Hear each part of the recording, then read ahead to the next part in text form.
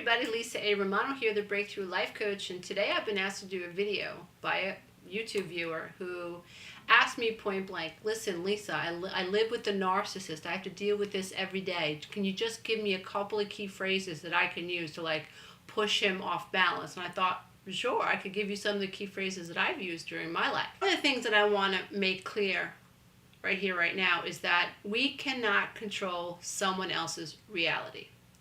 We don't have the right to control someone else's reality. We don't have the power to control someone else's reality. We really have to work very hard at changing our programming, because what we don't understand is that very oftentimes we're upset because someone else has a perception of us that we're uncomfortable with. And we challenge that person's perception of us. We're upset that people think this about us, whatever it is. And something absolutely amazing happens when you begin to accept that other people are allowed to have their own faulty perception of you. So let me get to the key phrases that I would like you to start experimenting with, because I think they're so much fun. Once you start using them and you see how you can push a narcissist off balance, it's just amazing. It can actually be fun. So the first one is, I'm sorry you feel that way. So imagine what happens when you are dealing with a narcissist who is saying, I know why you did that, and I know why you said that, and you said that because of blah, blah, blah, blah, blah. I know why, because narcissists know everything. They know exactly why you did what you did, right? Of course they do. So imagine what happens inside a narcissist's head when you come back with, I'm sorry you feel that way. That completely throws them off balance, because they're trying to engage you. They're trying to get you to defend yourself. But when you just stand there and understand they have a right to see you the way they want to, and you can't control it, and you come back with, I'm sorry you feel that way. Imagine what's happening is you are disarming him or her, and you are disentangling yourself from this dynamic that is going to go nowhere fast. Another fabulous thing that I like to say to disarm a narcissist is, I can accept your faulty perception of me. It is absolutely phenomenal when you announce to the narcissist that I am acknowledging that you have this weird, whacked out perception of me, and I can accept it.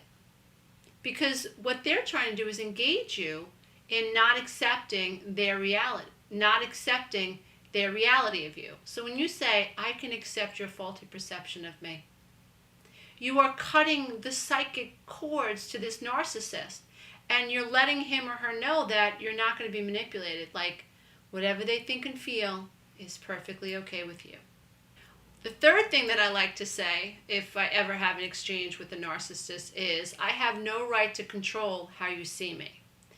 It's very much like, I can accept your faulty perception of me, but when you say I have no right to control how you see me, you're driving home the point that you are acknowledging that they see you in a way that you don't agree with, but you're absolutely okay with that. So when you say, I have no right to control how you see me, you're actually saying, so imagine if a narcissist has a hook inside of you, you're actually saying, no, I have no right to control how you see me. You're allowed to see me any way you want. You see, we get caught up because we hear what the narcissist is saying, or they rewrite history, or they gaslight us, and they tell us that we didn't hear what we heard, or they didn't do what they did. And when we finally start saying, well, I have no right to control how you see me, or I have no right to control your perception of this situation, you're actually telling the narcissist that I'm not interested in engaging in this warfare, and what you think is totally fine, and I'm just not going to go there anymore. The fourth key phrase that I like to use on a narcissist is, I guess I have to accept that that's how you feel. You see, it's all about accepting and allowing this person to be who they are, and accepting and allowing this person's perception of you, even though it bothers you and even though it hurts like hell. But when you send the clear message to a narcissist that I guess I have to accept how you feel, or you're entitled to your reality, or whatever, when you start using key phrases like this, the message to the narcissist is, uh-oh, she's not willing to play the game. The fifth key phrase that I like to use on a narcissist is, your anger is not my responsibility. Now, the reason that's so important is because so many times a narcissist will attract an empathic person, male or female, and normally codependent person, someone who is seeking validation from outside of themselves. Now, I feel that narcissists seek power and control over, which on the superficial level that might look like validation, but I think they're actually looking for power and control, and they feel validated by the other person when they are able to manipulate and control them.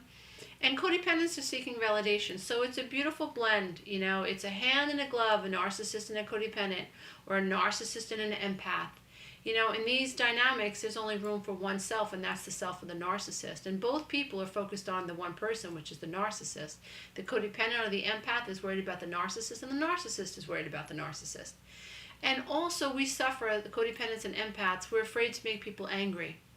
And narcissists know this, and that's why they get loud. And that's why they will shut down, and that's why they'll ignore us, and that's why they'll withhold from us, because they know that as a codependent and empath, we need to feel that connection. So when you say things, when you start sending these new messages like you're allowed to feel what you feel, you're entitled to see me how you want, blah, blah, blah, blah, blah, and you also add to that, your anger is not my responsibility. You're letting the narcissist know that you're not going to allow the fear of what they think about you to control you anymore. And that is powerful. So that's it. Those are the 5 key phrases that I want you to really practice and take home and write down in your journal and practice them and practice them and practice them. Say them out loud, so that it begins to fall off your lips. Allow people to be who they are, even the narcissists in your life. That doesn't mean that you have to engage them. It doesn't mean that you have to give them any space in your head. The narcissist can stay here and you can stay there, and the narcissist can say what he wants and you can stay here and hold on to yourself. You don't have to be manipulated anymore.